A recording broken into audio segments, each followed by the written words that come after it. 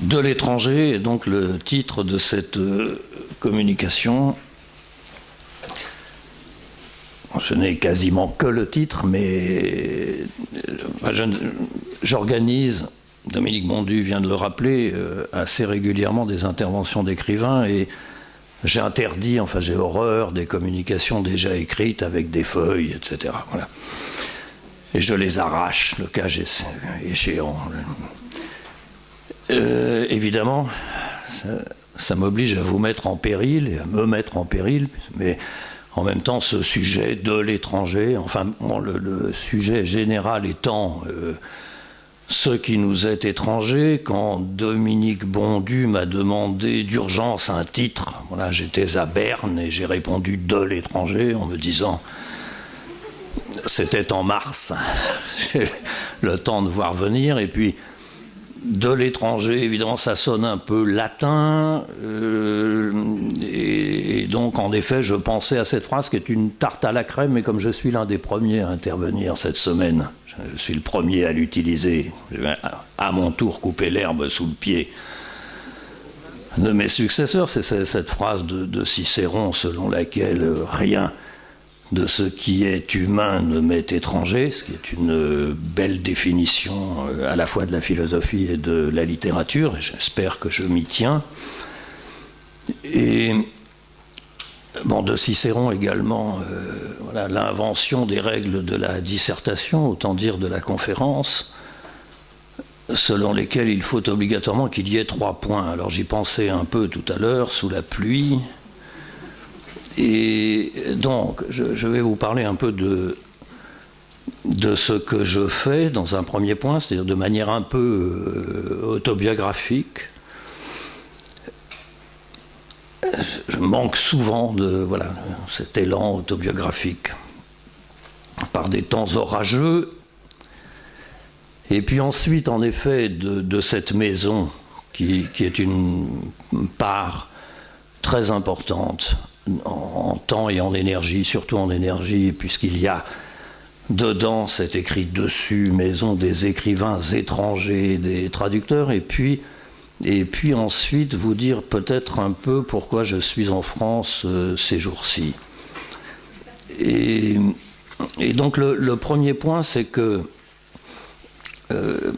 l'étranger, le mot même, a toujours été, enfin enfant, un rêve, est très associé à un autre mot, écrivain, parce que je crois que littérature, enfant, je ne l'employais pas. Je rêvais en effet à la fois de l'étranger et des écrivains.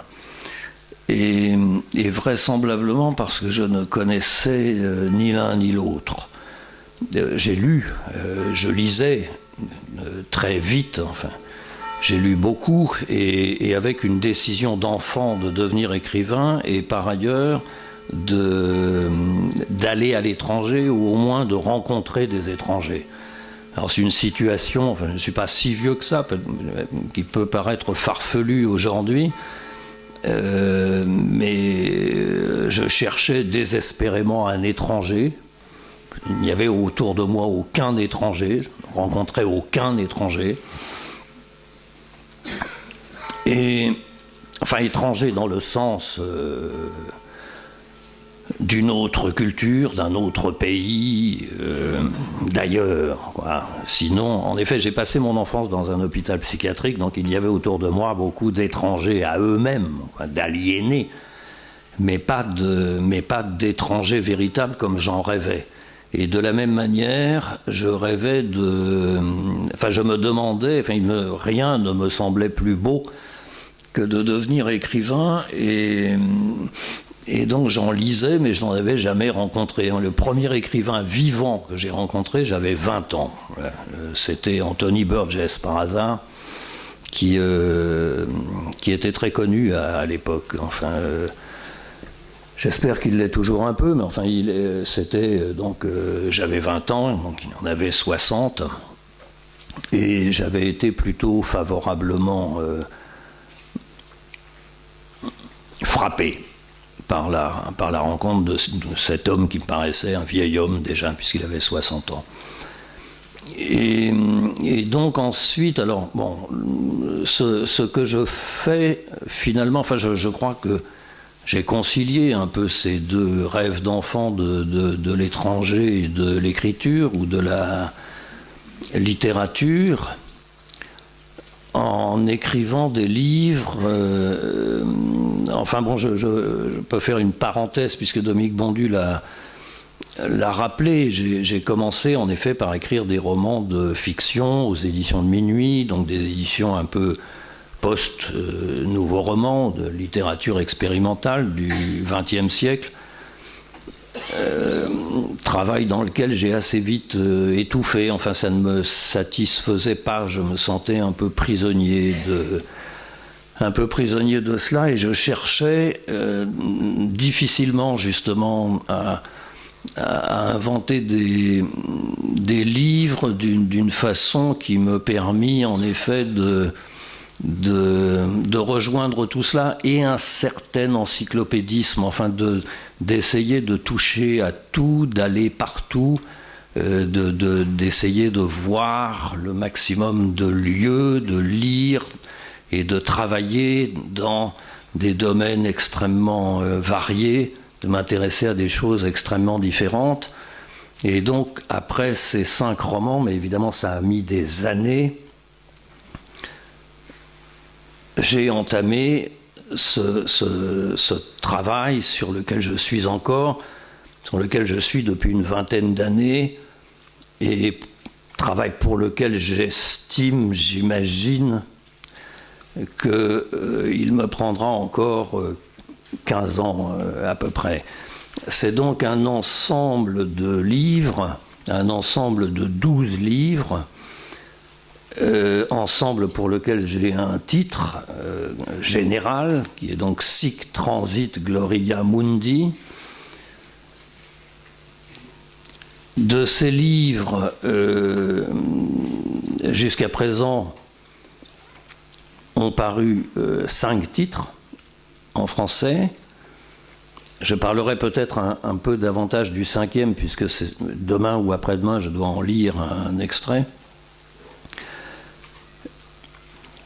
Ces livres sont donc tous ces livres sont indépendants les uns des autres, peuvent se lire dans un ordre ou dans un autre, mais enfin ils sont tout de même destinés un jour à être lus comme un livre unique de 12 chapitres, et comme une série de 4 trilogies. La première trilogie vient de paraître, enfin les 3 premiers avaient paru successivement sous les titres Pura Vida, Equatoria et Campuchea, et donc ces 3-là viennent d'être rassemblés par les éditions du Seuil en une trilogie qui est intitulée Sic Transit. La deuxième trilogie, elle comporte pour l'instant 2 titres, Peste et choléra et Viva, et donc elle sera terminée lorsque j'aurai terminé le prochain, qui sera donc le 6e et qui sera le milieu de ce projet. Ces livres ont en commun d'être des romans d'aventure sans fiction, mais ce sont des romans. C'est-à-dire que tous les personnages, tous les lieux, toutes les dates, tous les événements sont réels et vérifiables. Néanmoins, ce sont des romans parce qu'il s'agit d'une lecture subjective par un narrateur de ces événements, de ces vies, et que le narrateur se rend pendant plusieurs années à chaque fois sur les lieux de ce livre, enquête, lit, rencontre principalement des écrivains, mais aussi d'autres personnages politiques ou historiques. Et ce sont des romans parce que il ne s'agit pas d'un travail scientifique. Enfin, il y a une première partie du travail qui est absolument rationnelle, et puis ensuite quelque chose qui ne l'est plus, qui est même irrationnel. Et donc c'est pour cela que je suis un peu embarrassé. C'est plus difficile de parler de cela que d'un travail scientifique ou rationnel. C'est-à-dire que je délimite une zone géographique sur laquelle je me rends, mais enfin j'ai l'architecture, moi, des 12 livres, et je travaille simultanément sur l'ensemble de ces projets qui avancent à des vitesses différentes, puisque j'ai également l'ordre de publication de ces livres. Et donc, il y a un aspect géographique, puisque j'ai délimité ces zones. Le premier, c'est une zone, disons, de l'Amérique centrale, le titre en est Pura Vida, c'est-à-dire un grand rectangle vertical qui va du Guatemala au nord, Guatemala, Honduras, Belice, El Salvador, Nicaragua, Costa Rica, Panama, Venezuela, en incluant Cuba dedans, puisqu'on ne peut pas raconter les histoires de l'Amérique centrale sans inclure l'histoire de Cuba. Et puis après, cette zone géographique équatoriale est une traversée équatoriale de l'Afrique, de l'Atlantique à l'Indien, c'est-à-dire que ce premier tour du monde va de l'ouest vers l'est, donc de l'Atlantique à l'Indien, de Sao Tomé et Principe dans l'Atlantique jusqu'à Zanzibar dans l'Indien, puis Kampuchéa, c'est à nouveau une zone Birmanie, Thaïlande, Laos, Vietnam, avec au milieu le Cambodge, et puis peste et choléra se termine sur la côte de l'actuel Vietnam à Nha Trang, et en face il y a Acapulco et le Mexique. C'est donc voilà un premier tour comme cela qui est terminé.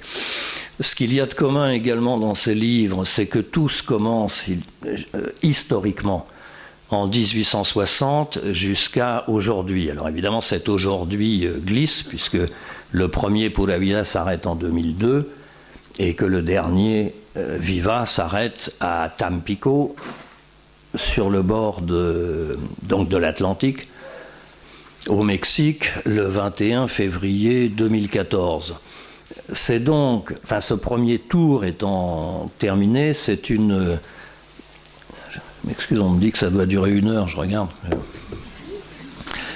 Ce premier tour étant achevé, le prochain, et c'est pour ça que je suis ici, et sera le français au milieu de cela. Donc là, on en arrive à cette histoire de l'étranger, puisque tous ces livres précédents sont en effet inventés et écrits à l'étranger, depuis l'étranger, mais qu'en même temps, évidemment, je suis un écrivain français et que tout cela est une vision, que je le veuille ou non.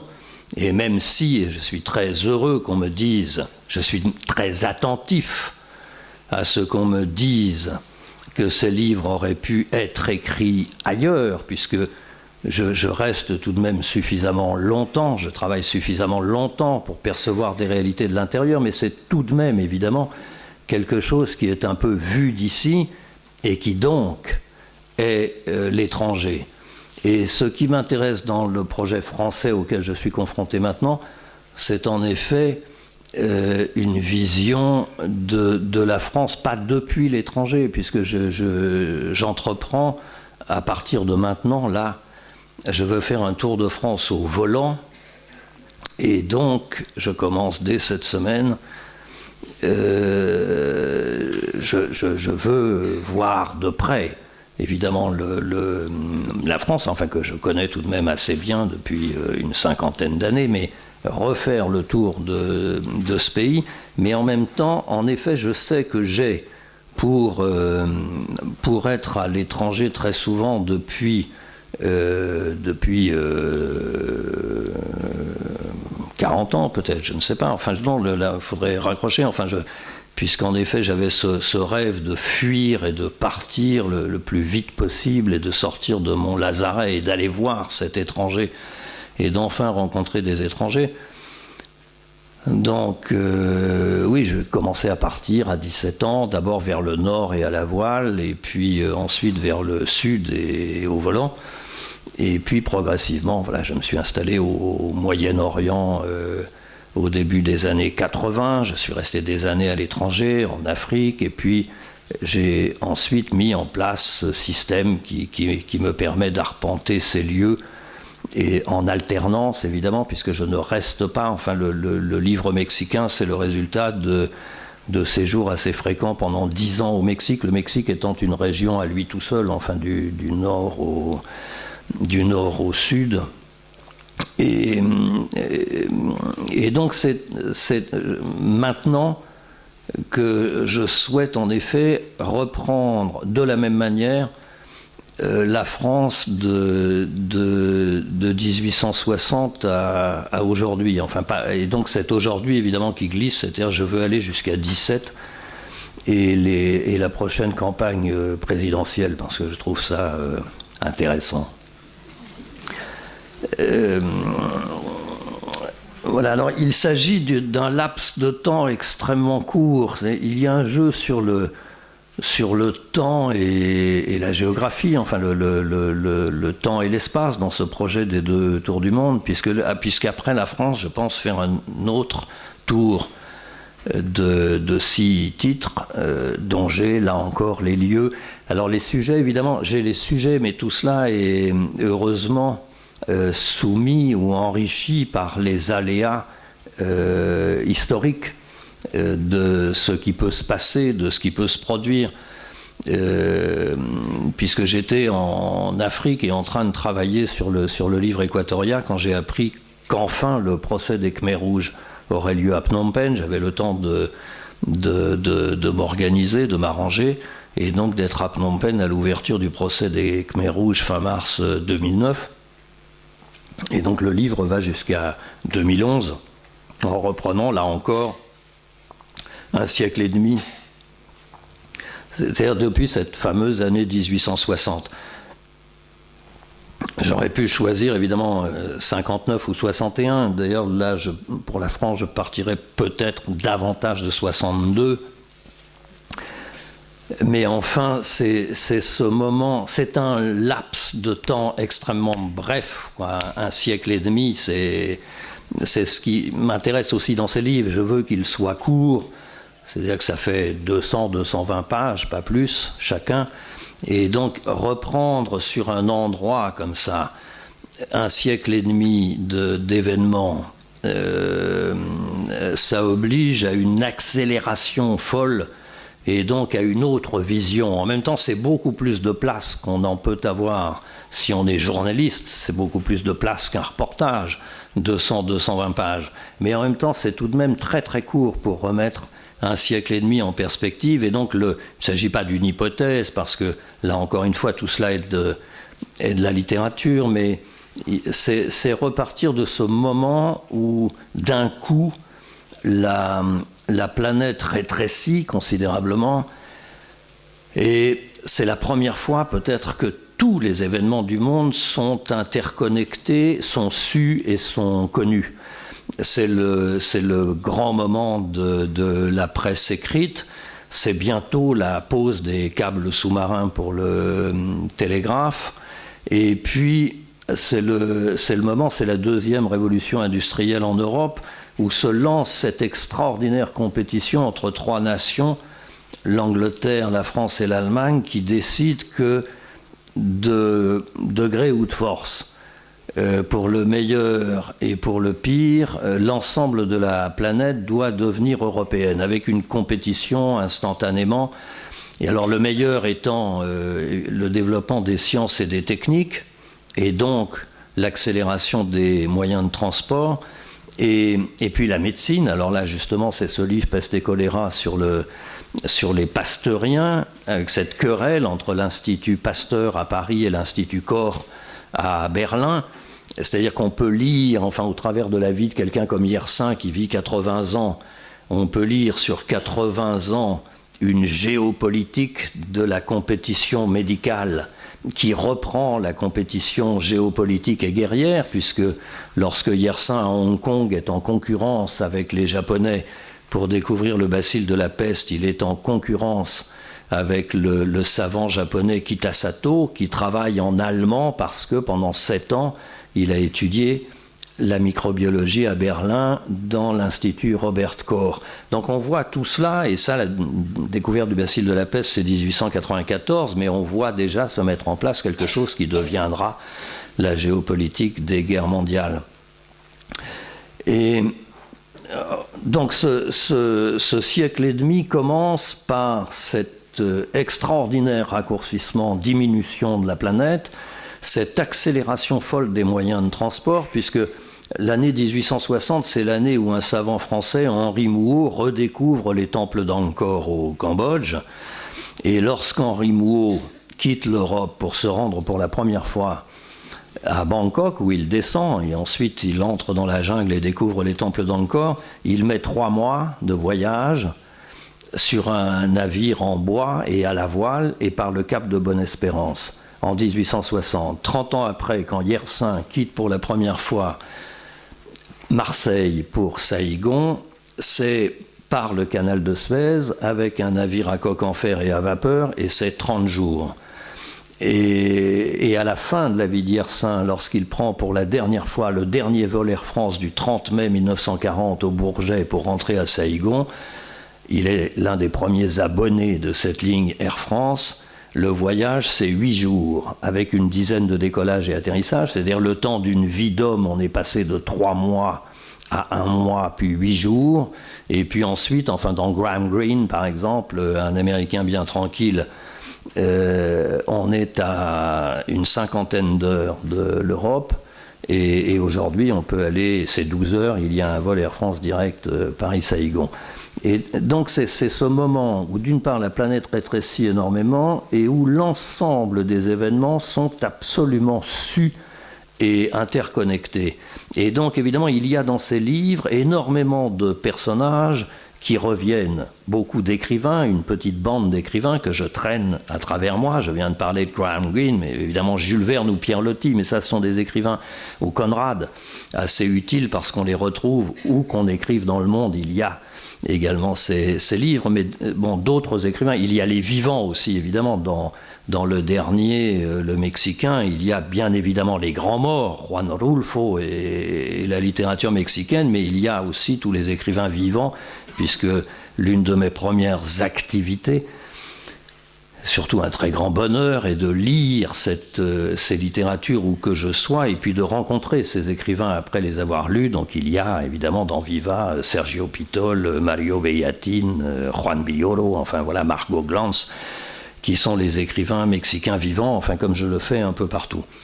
Je m'égare, puisque là je voulais parler d'autre chose, c'était justement cette interconnexion de tous les événements qui à la fois me sert cette conjonction d'architecture aussi pour ces livres, de livre en livre, mais aussi cette réflexion sur justement ce qui n'est pas la disparition de l'étranger. Vous voyez comment je me rattrape tout de même aux branches et au titre de ces rencontres, mais pas la disparition de l'étranger, mais quelque chose qui fait qu'il n'y a plus cet étranger absolu, tel que ça pouvait être le cas auparavant. C'est-à-dire quand ces temples d'Angkor que Mouhot découvre en 1860, l'apogée de la civilisation angkorienne, c'est le XIIe siècle. Et le XIIe siècle, ce sont les cathédrales, c'est la Sorbonne à Paris, c'est le début des victoires des Incas sur tous les autres peuples en Amérique latine, enfin qui ont fondé cet empire immense. Or, jusque-là, les civilisations étaient nées, s'étaient développées, avaient grandi, puis avaient disparu, sans avoir connaissance des autres, enfin des lointaines. Il y a quelque chose d'assez végétal et de très beau dans les civilisations, qui naissent, qui croissent, qui parviennent à l'apogée, et puis qui mystérieusement disparaissent. On ne sait pas toujours pourquoi les civilisations disparaissent. C'est une question qui nous concerne vraisemblablement, ayant atteint un certain degré de... Mais donc des civilisations comme celle des Indiens Mochica au Pérou, puisque là, voilà, je viens pendant 15 jours de enfin comprendre un peu mieux ces chronologies ces civilisations-là qui sont pré-Incas, les Limas, les Wari,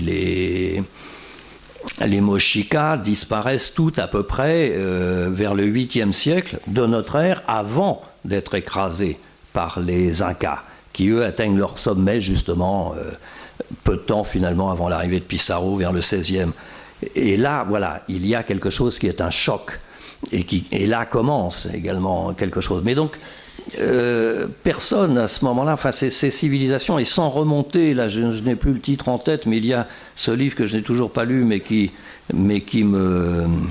que je vais lire parce que le sujet m'intéresse énormément, qui est là, chez Mireille, sous le tilleul, de ces nombreuses civilisations qui ont toutes disparu au XVIIe siècle avant notre ère. Alors là, c'est bien avant ce sur quoi je travaille, parce que moi je travaille sur un siècle et demi, c'est rien du tout.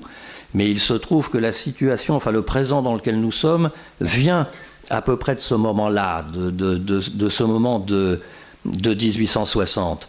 Et pour prendre un petit exemple, le premier livre de cette série, Pura Vida, le personnage principal que j'ai choisi, c'est William Walker, qui est un aventurier nord-américain qui fait la guerre, qui s'empare, qui devient président du Nicaragua, qui parvient à se faire élire président du Nicaragua, avec un triple projet: imposer la langue anglaise à l'ensemble de l'Amérique centrale, fédérer l'Amérique centrale, rétablir l'esclavage et creuser le canal transocéanique, c'est-à-dire de l'Atlantique au Pacifique, à travers et en utilisant l'immense lac Nicaragua qui est au milieu.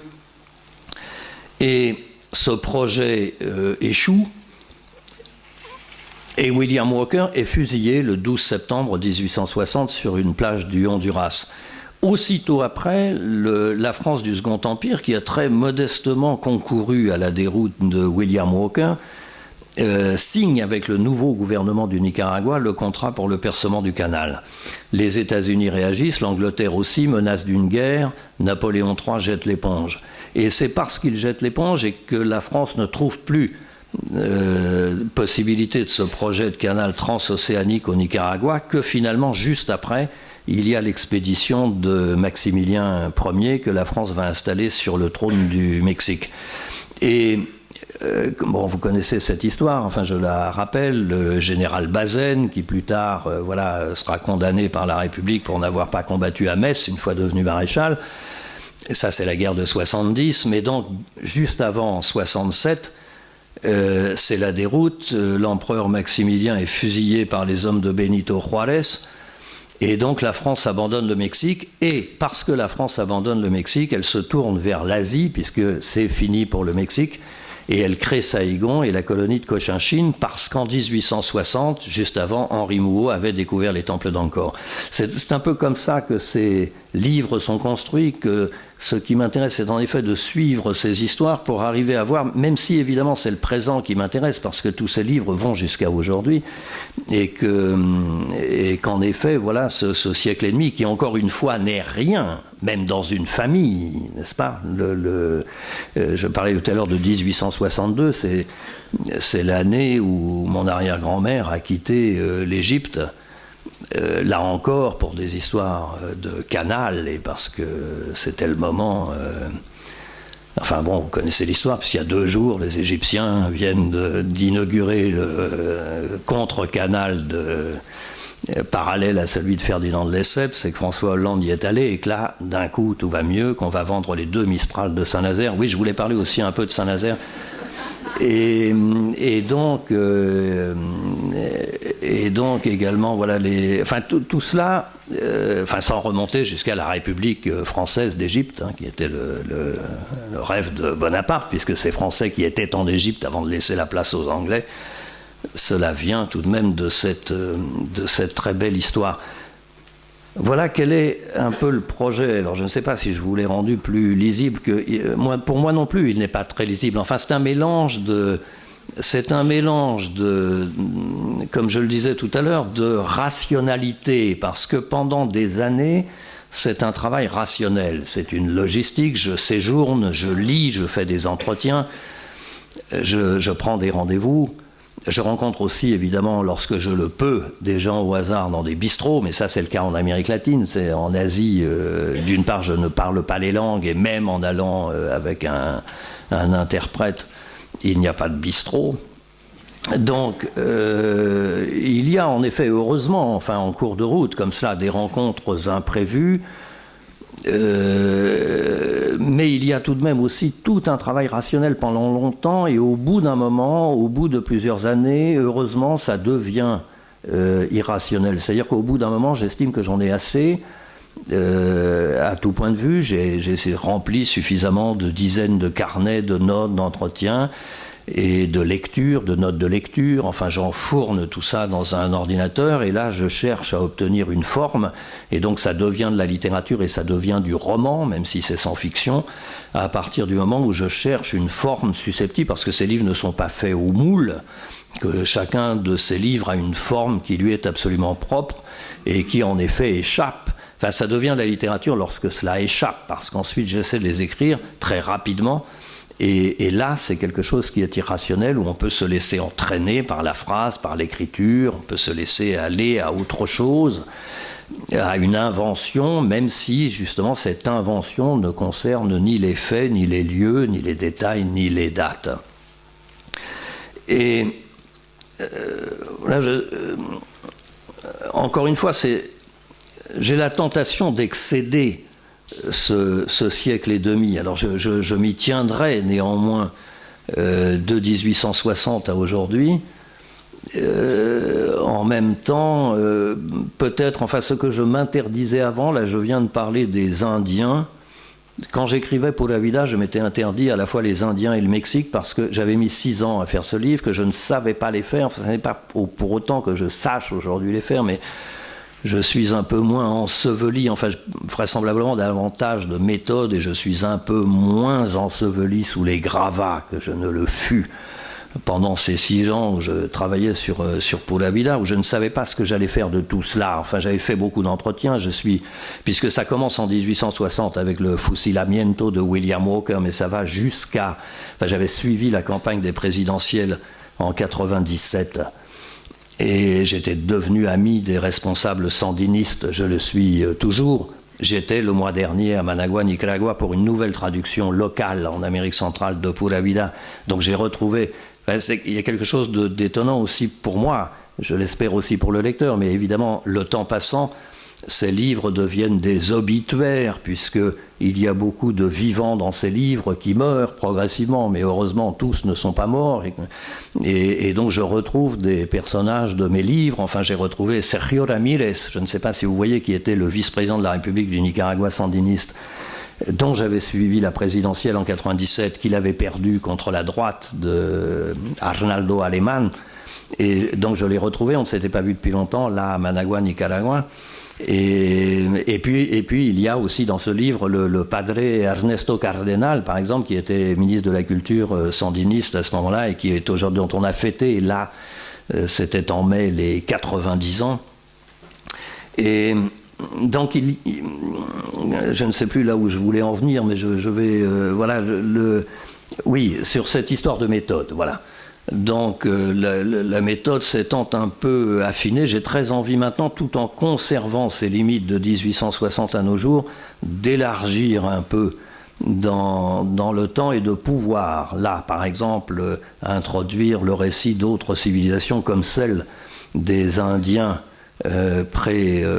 avant l'époque qu'on peut appeler comme on veut, enfin pré-colombienne ou pré-cortésienne ou pré-pissarienne, et même, enfin, il y a quelque chose de... Enfin, c'est aussi ce qu'il y a d'extraordinaire avec la littérature, qui est de pouvoir absolument tout balayer.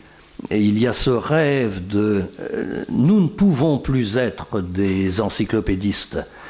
Évidemment, j'ai une telle admiration, enfin, pour les Lumières, ou même pour ces positivistes de la fin du 19e, comme les Pasteuriens, enfin, ces barbichus, comme dit Michon, positivistes, qui jusqu'à la fin du 19e pensent que tout progrès est positif, bénéfique et va vers le mieux de l'humanité. Malheureusement, nous savons bien, nous, que la plupart du temps, les progrès des sciences et des techniques vont vers le pire. Et donc voilà, j'ai énormément d'autres choses peuvent faire rêver, qui peuvent vraisemblablement entrer également là-dedans. Et là, j'ai depuis hier un caillou dans la tête. Je ne sais pas, il me semble, j'ai vu ça dans le train hier, il me semble que c'est dans Le Monde. Je ne sais pas si vous avez vu cette image absolument magnifique d'un caillou, qui n'est pas un caillou, d'environ 3 cm et demi. C'est tout petit, quoi. Qui en fait sont 2 bestioles fossilisées qui ont été noyées, qui se sont retrouvées dans le même terrier et qui ont été noyées par une montée des eaux au passage du Permien au Trias, c'est-à-dire il y a 250 millions d'années. Et en effet, quand on prend ces histoires de 1860, parce qu'en plus le passage du Permien au Trias, aujourd'hui, on date ce passage avec une précision très grande, mais qui est tout de même d'environ 300 000 ans. Et c'est absolument bouleversant et magnifique de lire ce genre de choses, puisque moi, quand je me dis après que j'essaie d'écrire sur ces 150 ans, et qu'on me dit que c'est long, 150 ans, donc ce siècle et demi est un tout petit siècle et demi perdu dans l'histoire, comme cette planète est une toute petite poussière perdue au milieu des galaxies, etc. Mais il se trouve que nous sommes là et maintenant. Alors tout ça ne nous avance pas beaucoup sur l'étranger, mais si, parce que même cela, voilà, ne doit pas nous être étranger. Et il y a quelque chose tout de même aussi de très particulier dans notre situation. Étranger à quoi ? C'est que nous sommes peut-être, en revenant sur ces 2 bestioles entrelacées, nous sommes vraisemblablement les premiers depuis très peu de temps à avoir cette conscience extraordinaire de notre fragilité et de tout ce qu'il peut y avoir d'éphémère dans ce que toutes ces autres civilisations ont pensé pérenne, sûre et définitive. Hérodote, pour nous, c'est hier. C'est un peu avant mon arrière-grand-mère qui quitte le Caire, mais pas tant que ça, si on pense à ces 2 bestioles entrelacées. Et Hérodote décrit un monde, enfin, et puis ensuite, enfin, toute l'histoire de la géographie, de la cartographie, mais jusqu'aux explorateurs dont j'ai écrit les vies dans cette deuxième moitié du XIXe siècle, Savorgnan de Brazza, Henry Martin Stanley, Livingstone, etc. Ces gens, ou bien le Mékong, Francis Garnier et Ernest Doudard de Lagrée, qui sont les premiers à cartographier le Mékong du delta jusqu'à la Chine, pensent qu'il faut cartographier, qu'ils sont les premiers à cartographier, à relever les berges et le débit, et qu'une fois que ce travail sera fait, il ne sera plus à faire. Or, nous savons, nous, que non. Que voilà, le Mékong ne coule déjà plus comme Lagrée et Garnier disaient qu'il fallait qu'il coulât. Et sans remonter donc à beaucoup, enfin avant, quoi. On sait que la géographie, on sait que tout ça est que nous sommes sur quasiment rien. Enfin, qu'on ignorait la tectonique des plaques. Nous savons, nous, que nous flottons, enfin voilà, que tout cela est très provisoire, presque rien, qu'un siècle et demi, c'est presque un quotidien, le journal de la veille, etc., où on lit les faits divers, que ce qui s'est passé sur ce siècle et demi, ça n'est déjà plus qu'un petit ramassis de faits divers. Oui, je voulais dire un mot de Saint-Nazaire, je vais le dire, puisque justement, il y a dans Dominique Bondieu en a parlé, puis il y a dans la librairie de Christian Torel, c'est une autre activité, mais qui pour moi est absolument liée, inextricablement liée. Et puis là, justement, j'en reviens aussi à à ces étrangers. Non, j'ai encore quelque chose à dire à la fin. Simplement, enfin, non, je vais plutôt le dire maintenant.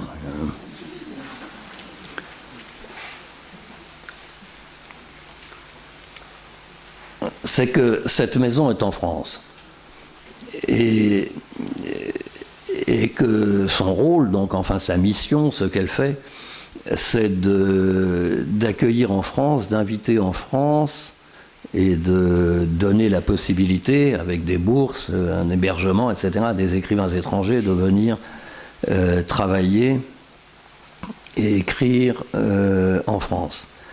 Et que cette maison, en effet, elle existe depuis 27 ans, qu'elle essaie de faire un travail de découverte, enfin d'ouverture,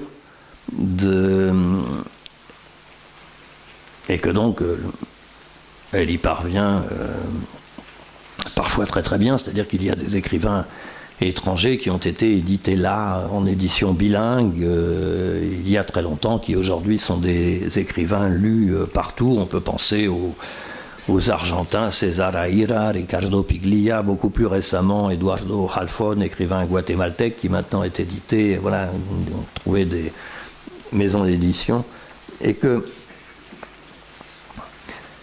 puis qui organise, voilà, des. Alors ça n'est pas dans l'abbaye de la, c'est la chance ou la calamité des abbayes, mais donc j'organise chaque année également des rencontres littéraires à l'abbaye de Fontevraud, à peu près comparable à cette abbaye, qui date du XIIe siècle. On ne va pas reprendre les dates, mais enfin.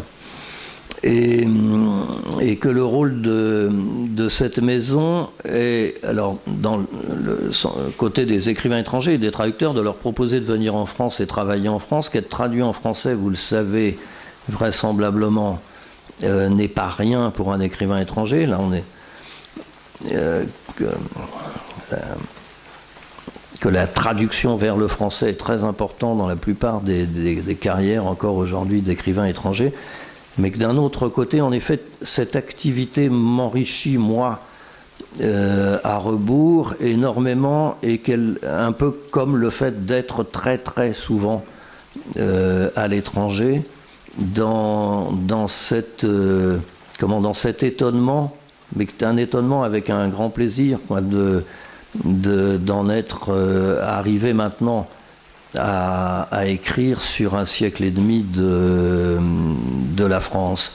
Et parce que je m'aperçois qu'en effet, j'ai une vision qui est déformée, et je le sens bien, beaucoup trop idéalisée de la France, et que ce Tour de France au volant, ce que je vais me contraindre à faire, et cette lecture, c'est-à-dire qu'il en est un peu pour moi, si on reprend le temps et l'espace, il en est un peu pour moi de la France comme du présent, quoi. En fait, le présent m'agace, et je pense que la France aussi m'agace beaucoup.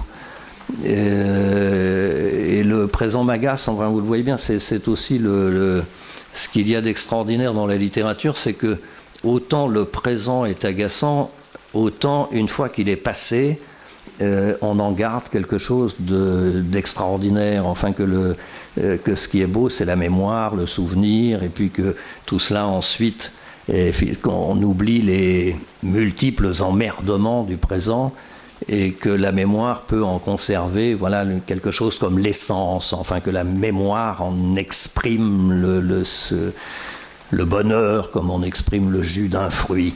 Et je vois bien que cet agacement à l'égard du présent, j'ai